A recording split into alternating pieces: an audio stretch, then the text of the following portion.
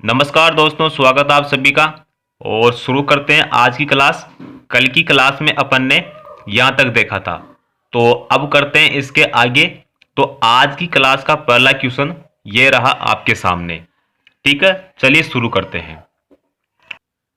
विद्युत धारा की चाल होती है। अब जो विद्युत धारा की चाल होती है वो प्रकाश की चाल के बराबर होती है। या अगर दूसरी कंडीशन यहाँ पे देखें तो जो विद्युत धारा की चाल होती है वो 3 × 10⁸ मीटर प्रति सेकंड होती है।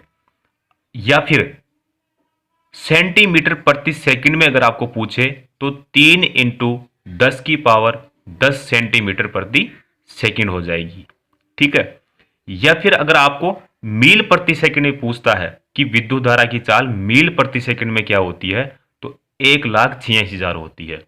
या फिर अगर आपको पूछे कि विद्युत धारा की चाल किलोमीटर प्रति सेकंड में होती है तो 3 × 10⁵ यहां पे ये चाल हो जाएगी। अब आगे देख सकते हो, आप जब इसको सोल्व करोगे तो यहां पे ये कंडीशन आ जाएगी। ठीक है, क्लियर है? तो देखते हैं दूसरा क्वेश्चन।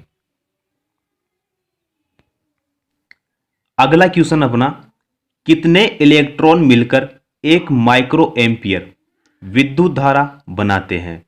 ठीक है, तो 6.25 × 10⁻12 इलेक्ट्रॉन मिलकर एक माइक्रो एम्पियर विद्युत धारा बनाते हैं।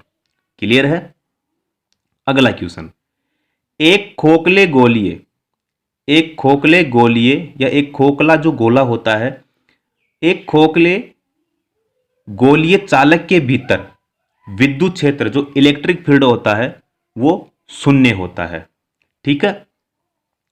अगला क्वेश्चन है, जब चालक में 1 एम्पियर धारा प्रवाहित होती है तो प्रति सेकंड इलेक्ट्रॉनों का प्रवाह है 6.25 × 10⁻18 होगा। ठीक है, तो यहां पे आप देख सकते हो। अगला क्वेश्चन अपना, विद्युत धारा प्रवाह के लिए, ठीक है, विद्युत धारा प्रवाह के लिए तैयार किया गया बंद एवं पूर्ण मार्ग क्या कहलाता है? तो बंद एवं पूर्ण मार्ग क्या कहलाता है? तो अपना परिपथ। परिपथ का मतलब अपना सर्किट। ठीक है, क्योंकि बंद होगा तभी उसमें धारा का प्रवाह होगा। ठीक है दोस्तों, चलते हैं आगे। धातु के तार में कौन सा कण, ठीक है, धातु के तार में कौन सा कण विद्युत धारा वहन करता है? तो आपको पता है इलेक्ट्रॉन। ठीक है, क्योंकि विद्युत धारा का वहन कौन करता है? इलेक्ट्रॉन। अगला क्वेश्चन है, आवेशित परमाणु क्या कहलाता है? तो जो आवेशित परमाणु होता है वो आयन कहलाता है।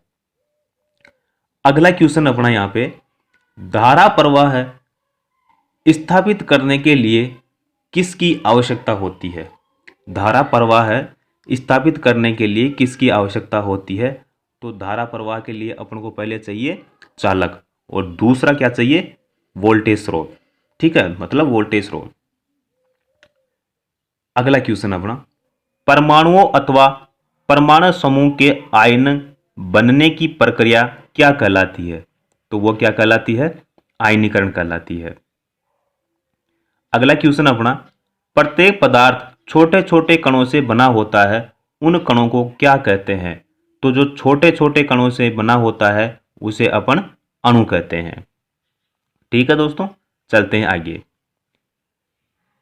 आगे है, नाभिक के चारों ओर विभिन्न कक्षाओं में कौन परिक्रमा, परिक्रमा का मतलब होता है चक्कर, ठीक है, कौन परिक्रमा करते हैं?